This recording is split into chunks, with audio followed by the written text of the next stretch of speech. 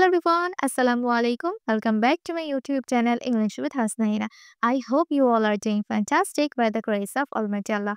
In today's class, we will discuss when to use used to, be used to and get used to in English. Spoken ইংলিশে এগুলোর ব্যবহার জানা খুবই গুরুত্বপূর্ণ, তাই চলুন আজকের ক্লাসে আমরা এই তিনটার ব্যবহার সঠিকভাবে শিখে ফেলি। ফার্স্টে আমরা দেখব ইউজ টু। ইউজ টু আমরা ব্যবহার করি অতীতের কোনো একটা অভ্যাস বোঝাতে। অতীতে আমি কোনো কিছু করতাম কিন্তু বর্তমানে আমি আর করি না। অতীতে করতাম এখন আর করি না, সেটা হতে পারে অতীতের কোনো একটা অভ্যাস। যেমন আমি আগে প্রতি সন্ধ্যায় বাস্কেটবল খেলতাম, মানে আমি আগে বাস্কেটবল খেলতাম কিন্তু এখন বর্তমানে আর খেলি না। ওকে, এরকম সেন্টেন্স গঠন করার ক্ষেত্রে আমরা ইউজ টু এটা ব্যবহার করি। সাবজেক্ট, তারপর ইউজ টু, সাবজেক্ট যাই থাকুক না কেন আমরা ইউজ টু দেওয়ার পর ভার্বের বেস ফর্মটা ব্যবহার করব। ওকে, ইউজ টু প্লাস ভার্বের বেস ফর্ম। যেমন আমি আগে প্রতি সন্ধ্যায় বাস্কেটবল খেলতাম, তাহলে হবে I use to. Okay, I use to. I use to খেলতাম, এটার ইংলিশ কি হবে? Play. Okay, I use to play basketball. I used to play basketball. I used to play basketball প্রতি সন্ধ্যায়, তাই হবে every evening. ইভিনিং মানে কি? সন্ধ্যা। এভরি ইভিনিং মানে হচ্ছে প্রতি সন্ধ্যায়। I used to play basketball every evening. আমি প্রতি সন্ধ্যায় বাস্কেটবল খেলতাম। এটা ছিল আমার অতীতের একটা অভ্যাস, কিন্তু বর্তমানে আমি আর খেলি না।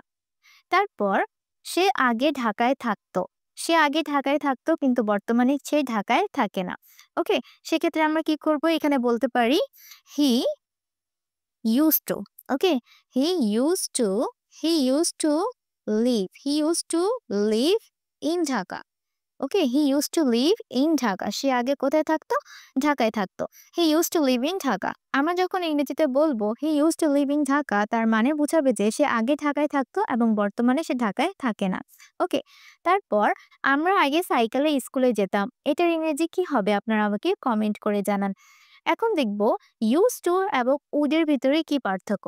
ইউজ টু এবং উড এই দুটোটাই আমরা অতীতের অভ্যস্তগত কাজের জন্য ব্যবহার করে থাকি, যেটা আমরা অতীতে করতাম কিন্তু বর্তমানে আর করি না। কিন্তু ইউজ টু আমরা অতীতের কাজ, অভ্যস্তগত কোনো একটা কাজ এবং অবস্থা বোঝানোর জন্য ব্যবহার করে থাকি, এবং উডকে শুধুমাত্র আমরা অতীতের অভ্যস্তগত কাজের জন্য ব্যবহার করে থাকি। যদি আমরা অবস্থা বুঝাই সেক্ষেত্রে আমরা উড ব্যবহার করতে পারি না। যেমন সে আগে ঢাকায় থাকতো, এটাকে যদি আমরা এভাবে বলি he would live in Dhaka, তাহলে এটা ভুল হবে। কারণ এখানে লিভ, লিভ হচ্ছে কি একটা অবস্থা, এখানে আমরা ইউজ টু ব্যবহার করব, এখানে আমরা উড ব্যবহার করতে পারি না। ওকে, তারপর বি ইউজ টু কখন হয়? বি ইউজ টু যখন আমরা বর্তমানে কোনো কাজে অভ্যস্ত আছি, এরকম যখন আমরা বুঝাই তখন আমরা বি ইউজ টু ব্যবহার করি। বি বলতে এখানে কি বোঝানো হচ্ছে? বি মানে হচ্ছে বি ভার্বস, যেমন অ্যাম, ইজ, আর, ওয়াজ, ওয়্যার এগুলো ব্যবহার করার পরে আমরা ইউজ টু ব্যবহার করি। তারপর আমরা একটা নাউন ব্যবহার করতে পারি, অথবা যদি আমরা কোনো ভার্ব ব্যবহার করি সে ভার্বকে আইএনজি যুক্ত ফর্মে ব্যবহার করতে হবে। ওকে, যেমন আমি সকাল সকাল ঘুম থেকে উঠতে অভ্যস্ত। এটা হচ্ছে আমার বর্তমানে একটা অভ্যস্তগত কাজ। বর্তমানেও আমি এই কাজটা করি। বর্তমানে আমি এই কাজটা করতে অভ্যস্ত। ওকে, সেক্ষেত্রে আমরা কি করব? এখানে বি ভার্বসটা ব্যবহার করব। যেমন I am, I am use to. Okay, I am use to মানে আমি অভ্যস্ত। আই অ্যাম ইউজ টু, এখানে কি আছে? ঘুম থেকে উঠার ইংলিশ কি? Wake up. এখানে আমাদেরকে বলতে হবে ওয়েকিং আপ। ওকে, ভার্বের আইএনজি ফর্মটা ব্যবহার করতে হবে। I am use to waking up early. Early মানে হচ্ছে সকালে সকাল বা তাড়াতাড়ি ঘুম থেকে উঠতে আমি অভ্যস্ত। I am use to waking up early. তারপর হচ্ছে সে শহরের জীবনে অভ্যস্ত, তাহলে কি হবে? She is used to city life. City কি? সিটি হচ্ছে একটা নাউন, এখানে নাউন ফ্রেজ ব্যবহার করা হচ্ছে সিটি লাইফ। ওকে, শহরের জীবন city life. She is used to city life, সে শহরের জীবনে অভ্যস্ত। তারপর যদি বলি সে রাতে পড়তে অভ্যস্ত, তাহলে কি হবে? He is, he is used to. Okay, he is used two পড়ার ইংরেজি কি? পড়ার ইংরেজি আমরা রিডিং, এখানে রিডিং বলতে পারি। She is used to reading, she is used to reading at night. Okay, reading at night. Okay, at night এটা এখানে আমরা studying ও বলতে পারি। she is used to studying at night. তারপর হচ্ছে get used to. Get used to আমরা তখন ব্যবহার করব যখন আমরা নতুন কিছুতে ধীরে ধীরে অভ্যস্ত হওয়াকে বোঝাবো। কোনো কিছুতে ধরুন আপনি নতুন কোনো কিছু শিখছেন এবং নতুন কোনো কিছু শিখতে শিখতে আপনি ধীরে ধীরে অভ্যস্ত হয়ে যাচ্ছে, সেক্ষেত্রে আমরা গেট ইউজড টু ব্যবহার করব। সাবজেক্ট বি ভার্ব ব্যবহার করার পরে গেট ইউজড টু, তারপর আমরা নাউন ব্যবহার করতে পারি অথবা ভার্বের সাথে আইএনজি ফর্মটা ব্যবহার করতে পারি। ওকে, যেমন আমি চপস্টিক দিয়ে খেতে অভ্যস্ত হয়ে যাচ্ছি, মানে আমি আস্তে আস্তে অভ্যস্ত হয়ে উঠছি। তখন বলতে হবে get used to. Okay, I am I am getting I am getting used to. I'm getting used to. I'm getting used to. এখানে কি হবে? Eating. ওকে, ভার্বের আইএনজি ফর্ম হবে। খেতে, খাওয়া কি একটা ভার্ব, তাই কি হবে? Eating. I'm getting used to eating with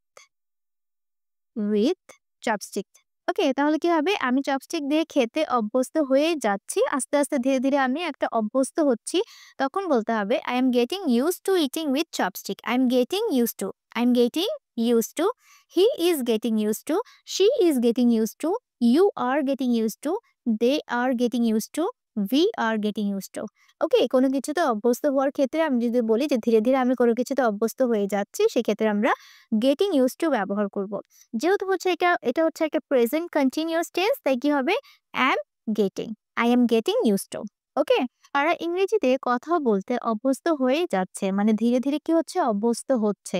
সেক্ষেত্রে এখানে গেটিং ব্যবহার করতে হবে। Okay, they are they are getting they are getting used to। এখানে কি হবে? used to। they are getting used to কথা বলতে, তাই কি হবে? স্পিকিং। ওকে, ভার্বের আইএনজি ফর্মটা হবে they are getting used to speaking in English। Okay, in English তারা ইংরেজিতে কথা বলতে অভ্যস্ত হয়ে যাচ্ছে। তুমি শহরের জীবনে অভ্যস্ত হয়ে যাচ্ছ, এটার ইংরেজি কি হবে? আপনারা আমাকে কমেন্ট করে জানান। তারপর ওকে, এই তিনটাকে যদি আমি আপনাদেরকে একটা গল্পের মাধ্যমে শিখাই, তাহলে আপনাদের ব্রেনে লং টাইম এটা স্টে করবে। যেমন ধরুন, রাফি নামের একটা ছেলে গ্রামে বসবাস করত এবং গ্রামে বসবাস করাকালীন সে কি করতো দেখেন, রাফি বন্ধুদের সাথে মাঠে খেলতো।